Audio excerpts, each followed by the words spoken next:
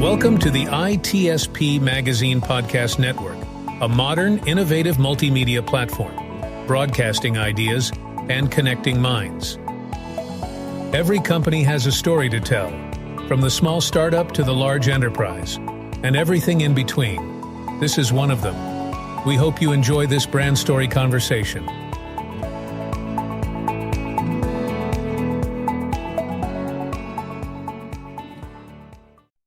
And hello, everybody. You're very welcome to an actual real on location from RSA conference. This is Sean Martin, host of the Redefining Cybersecurity podcast on ITSP Magazine.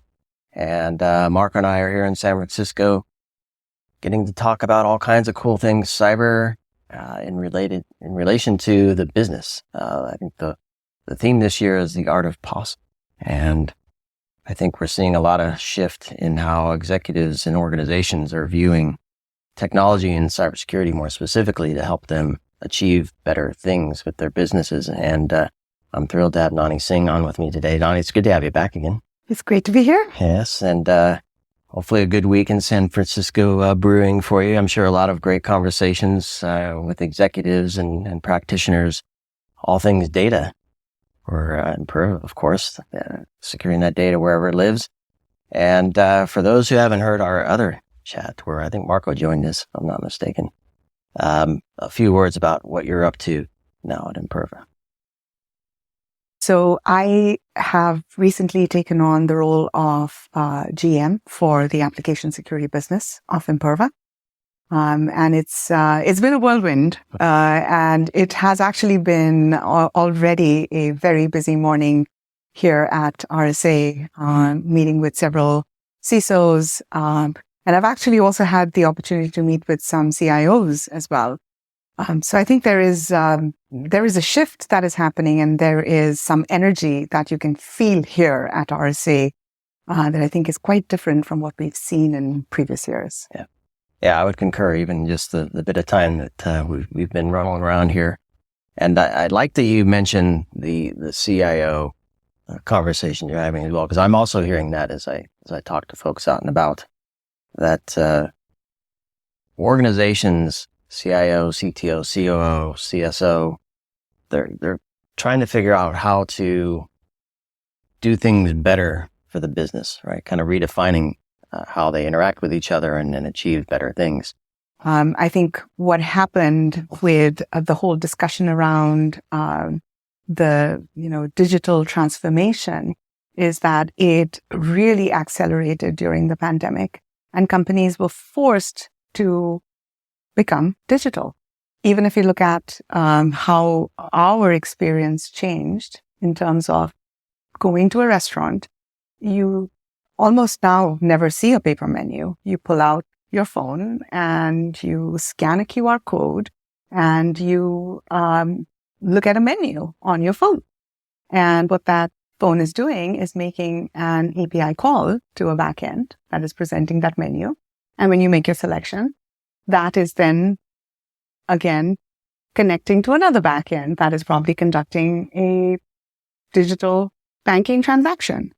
And so now every business is a technology business. And so CIOs care about that digital experience, and they have to make sure that that digital experience is secure. And that's where the CISO comes in.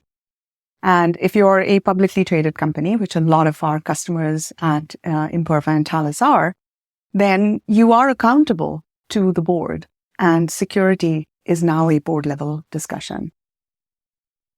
And so for the conversations that you're hearing, I think it's easy as certainly me as a security person to lean in on security to start. Here's how we identify the risk. Here's how we put controls to mitigate the risk. And ultimately that sets up a series of no's. You can't do that, right? Responses to potential opportunities the business puts forth. So I'm wondering how have those conversations changed, if they have changed, to CIOs saying, here's how we need to present our data as we build our apps, but to do so in a way that's more secure. Yeah, so I think CIOs are definitely talking about the customer experience. And CISOs are recognizing that they have to be business enablers and not just the people who say no. But at the same time, they are accountable to the company for the risks that they secure against. So it has to be a very informed decision on what must be protected and how does that protection happen without getting in the way of doing business. So I think the conversations have shifted from just being, CIO says, no, you can't do this, to here's how you can do this. That makes sense. Yeah, absolutely. Absolutely. So talk to me a little bit about how they are strategizing their application environment. Because you mentioned an application for a menu application that feeds data to it, and a purchasing piece that's calling another API that supports that piece of the process.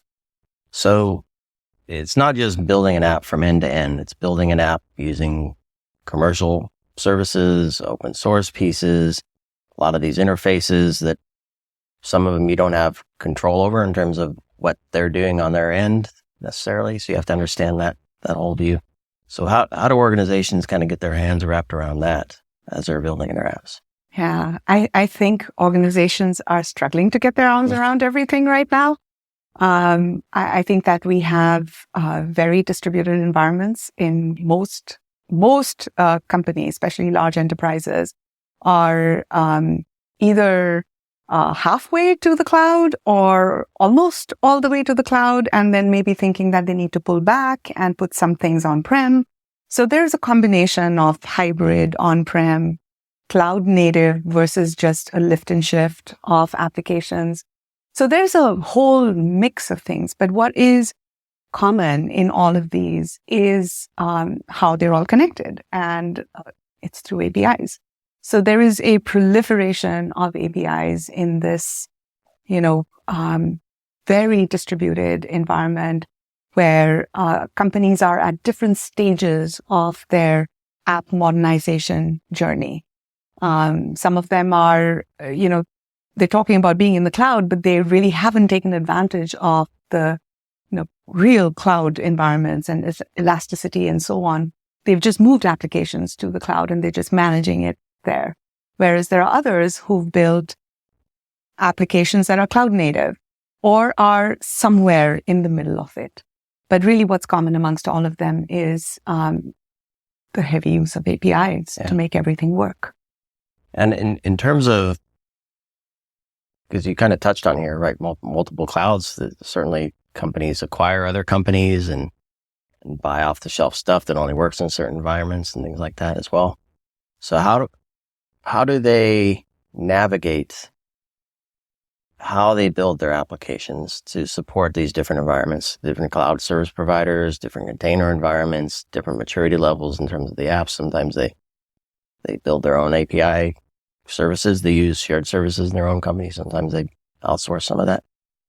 Yeah, I think we had recently released our API security report, and there is a statistic in there about 46% of API developers conceive, implement, and test and deliver API to production in 1 week.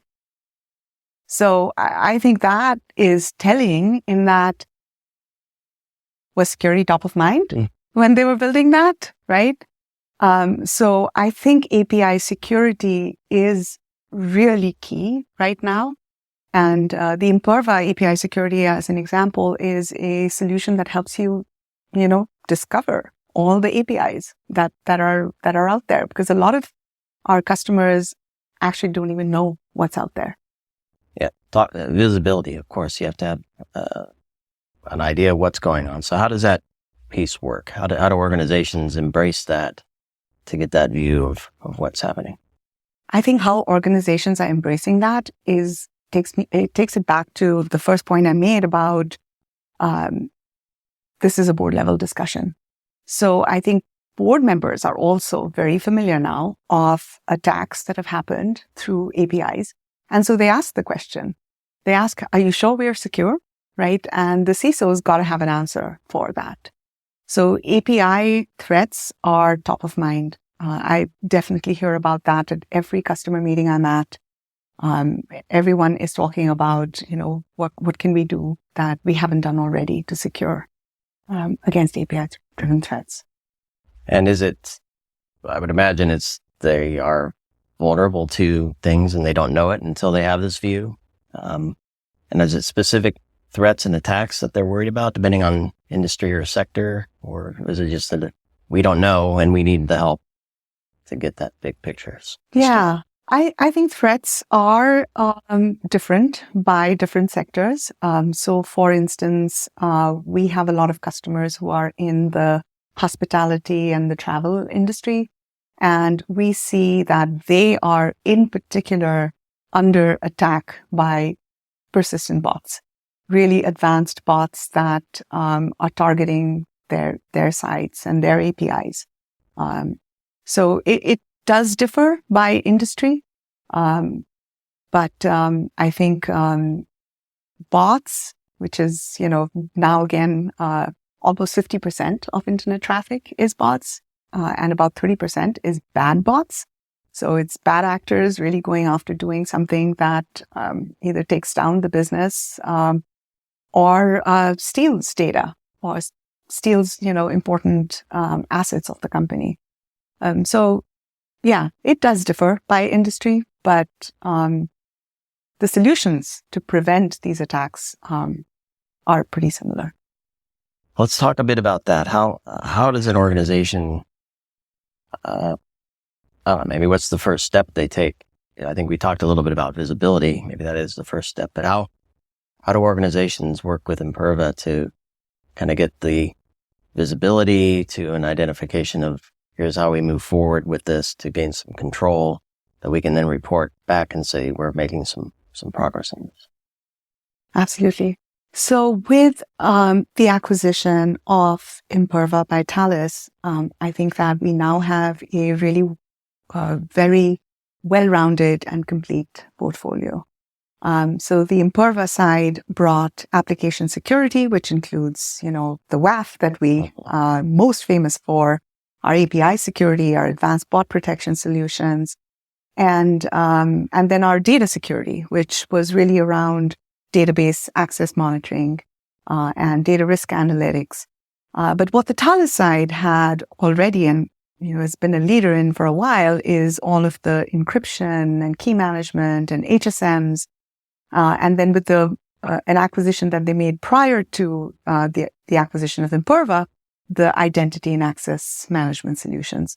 So I think that it's about, you said about protecting data, and we've always said at Imperva, it's about protecting data and all paths to it. And those paths come through applications and they come through identities. And with this complete portfolio now with the IAM solutions and the application security, and then our data security solutions that give access to, who's been accessing the data, give visibility into that. So I think that we are now able to come to our customers with a complete portfolio of offerings. I love it. Because you mentioned the bots, which obviously those are applications pretending to be humans sometimes, but a lot of times they're working on behalf of companies in a positive way. How does that connect to the API piece? Because I'm thinking about those are clearly machine entities or identities in some cases, right? Yeah. So we want to build applications that have some of that where we're not trying to keep the human in the middle and may slow things down. So we build machine to machine, application to application things to kind of speed things up, make decisions on our behalf. Right. So how does that picture look? So what it looks like is actually that most of the traffic on the internet is actually API driven now, right? It's the machine to machine thing. And APIs are often most of the time, not able to actually tell the difference between the bot and the human. And so a lot of APIs are being compromised by bots. And that is really where the bad bots are focusing on right now. Okay. So that's kind of what it looks like is everything is automated and a lot of it is bad bots. So how does Imperva help overcome some of that? I'm presuming a bit of identity stuff in there, the API security. How does that work? So we have a really good advanced bot protection solution. And a lot of our customers who are most susceptible to bot attacks are using our advanced bot protection solution. And we have always taken great pride in our security efficacy. I think that over and above everything else, different from some of our competitors who focus on other things, we have always been a security company. One of the things that we are really proud of is that on our cloud WAF solution, more than 90% of our customers are using us in blocking mode and without exceptions to policies, right? And that's the level of trust in our security. We carry that same efficacy focus on ABP as well, on advanced bot protection. And one of the ways in which we do that is a combination of obviously the product, right, which does a great job, but also a team of security analyst services who work with our customers on the most difficult bot attacks. And then we fine tune based on what we learn as we fight those bad actors building these bad bots, and they are continually evolving them to try and, get past all the controls that we are putting in. So our security analyst services team works with our product team to very quickly make those adjustments. Very similar to how on the WAF side, we have a really good threat research team who work on, using machine learning, understanding what kinds of threats are evolving and making those changes really quickly to our rules that protect our customers out of the box. The customers don't need to do anything there. They're already protected. Yeah. And this is, for me anyway, super important. So I want to make sure everybody who's listening hones in on what Nanhi just said, because it's about being able to scale, right? But not at the expense of accuracy. Yes. And not at the expense of leaving. So you don't want to be too controlled and you don't want to be too loose. You want to have that nice mix. And that's only possible when you have the knowledge for how to tune the rules and the settings and the protection capabilities supplemented with really smart people. And 90% is a huge number. This is the point I wanted people to hone in on is think about putting protections in place where you're relying and trusting. I don't think many people can do that for a lot of solutions out there. So 90% is huge. And I think that's an important piece because that, as a security team, takes a lot of angst off the team for how to deal with a lot of stuff. If you're more focused on what really matters with the support of Imperva to kind of help fine tune those last little bits, I think much better shape. Absolutely. And I think another thing a lot of our CISOs customers tell us is that their teams are stretched too thin. Oh. So, and increasingly they have, cost reductions that impact their teams. So they need our solutions to be really efficient and helping them with their operational efficiency so that they can focus on the stuff that, really matters and leave the rest to companies like Imperva. Yeah. Making their food and selling it. Through that portal. Nanhi, is there anything else you think organizations should know before we wrap here? Anything they might not be thinking about that you want maybe to shed some light on for them? So I think the only thing I will say that we haven't talked about already kind of goes back to, we talked about the distributed environments and how applications are everywhere, right? On multiple different cloud service providers, on-prem, and some are containerized applications, some are just the typical lift and shift. I think what's really important is that we at Imperva believe that we need to secure applications anywhere. And that is a key part of our strategy, is about protecting applications and APIs anywhere. So customers can choose to deploy them where they choose to deploy them, but they can have the same security efficacy that they've learned to trust available no matter where their applications are deployed. Fantastic.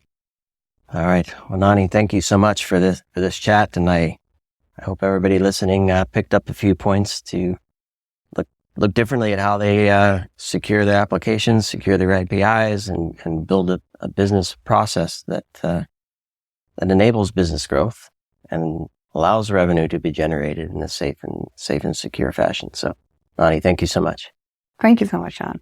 Great to speak with you. Absolutely. And hopefully we'll do more of that as well. And more coming from Imperva at RSA conference. So stay tuned for that. And please do follow all of our coverage here at RSA. And thanks everybody for listening.